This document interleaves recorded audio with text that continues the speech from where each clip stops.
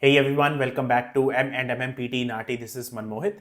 So guys, in today's video, we are going to look at another question for your fill in the blank reading, the drop down one, where I would be giving you the answers plus the explanation. We'll go together and understand what answers are we picking and why are we picking them, the logic behind them, which is the most important to understand. At any stage, you can pause the video to first try to solve the question by yourself and see how many correct answers can you guys get on your own.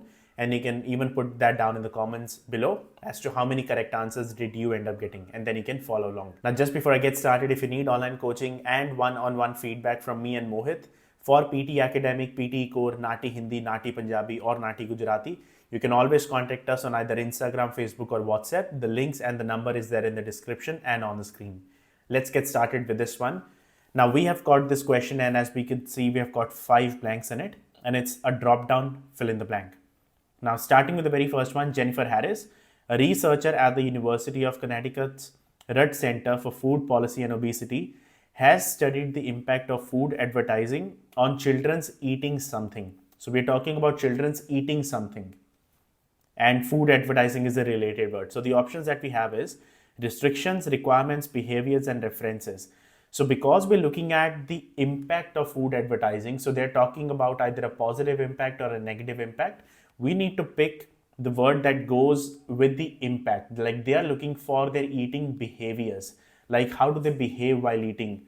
All those kind of things are being discussed over here.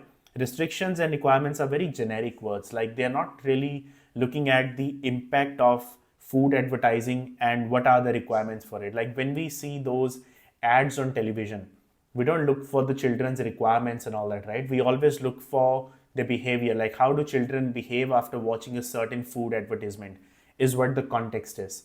So behavior is going to be my right answer over here. Then in one key experiment that she did, children aged 7 to 11 watched a cartoon interspersed with either food or non-food advertisements. Afterward, they were given a bowl of cheddar cheese crackers to snack dash. To snack something. So they would snack something, right?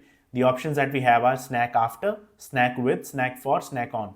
Now that's a collocation, by the way, snack on. Like I snagged on a bag of chips. That's what we say in the normal English language. So snack on is the right one. So basically what she has done is she has done an advertisement, she has done an experiment, and children from 7 to 11 have watched different advertisements on the television. Some were food related, some were non-food related, and all they did was after that gave them a cheddar cheese cracker bowl just so that they can snack on. And what did they find? The results showed that children exposed to food advertisements consumed 45% more snacks than those who saw non-food ads. So obviously when children saw that TV ads related to food, they snacked more, is what this sentence means. This study suggests that food advertising can significantly increase snack dash among children. So snack something. See, intake can't go with it. We always talk about nutrients intake, like protein intake, like those nutrients, macronutrients is when we use the word intake. Snack intake doesn't make sense. Snack routine also doesn't make sense. Snack pattern or snack consumption. Consumption would be the right word because we're talking about eating in this paragraph. Snack consumption among children, potentially contributing to unhealthy eating habits and obesity.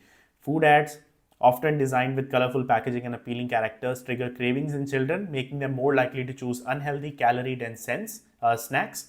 These advertisements create emotional associations between eating the product and feelings of enjoyment or fun, further encouraging children to dash. So when children keep on watching these food ads one after the other, which are very fulfilling, which are very enjoying, like fun activities around it, what triggers them to children to indulge, reject, tempt or resist. So we need a positive kind of word, as in like children want to eat after watching those ads. So you can't say resist or reject because those are negative words, but we would say children to indulge as in eating something.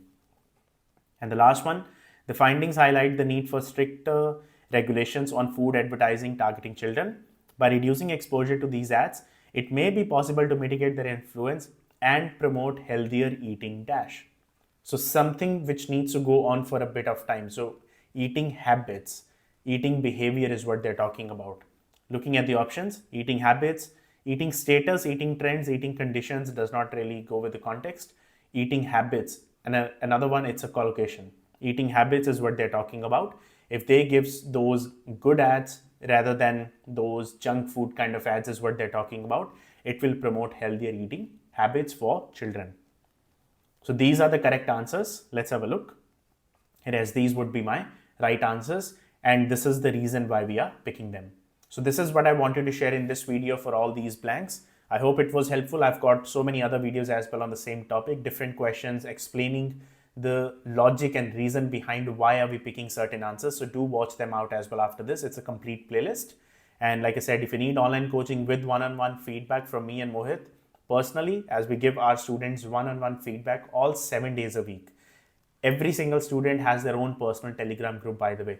For example, if your name is Aman, we would be creating a personal group of Aman on Telegram with the name of Aman PTE. Now that is the personal group for that particular student, and that student is connected with me and Mohit, and there is no other student in that personal group. And that is where the magic happens, because what that student, what Aman will do is every single day, whatever we give him to practice, whatever we ask him to practice as part of his study plan, he would be putting his work in it, and he would be given feedback every single day on his work. Like we manually check the work and give feedback, then relying on the website scores, which we know are not accurate. And we give them feedback, we identify the mistakes, what needs to be worked on, what needs to be changed, how to do a certain thing. All those things are discussed with a student on a personal level. And that is when we get to know if a student is ready to sit for their exam or not. And once we feel that as per their performance, they're ready to sit for the exam, we ask them to book their exam. And that is why our students get their desired score in their very first attempt. Whatever scores they're targeting, be it 7, 8, 9, whatever scores they need, it's purely because of that personal touch, that one-on-one feedback. So if you need that, feel free to contact us on either Instagram, Facebook, or WhatsApp, and we are more than happy to help you. Guys, all the very best for your exams coming soon. I wish you all the luck. Stay safe wherever you are, and I will see you all in the very next video.